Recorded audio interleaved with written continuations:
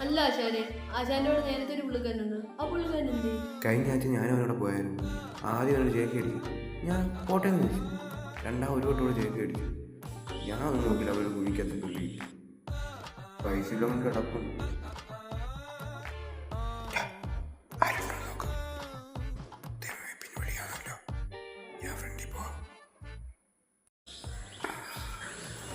വൃന്ദാവനം കണ്ടെത്തിയാണ്.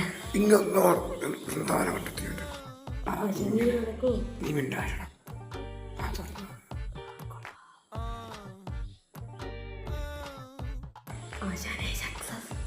പോയി പണിയെടുക്കണം. ഓ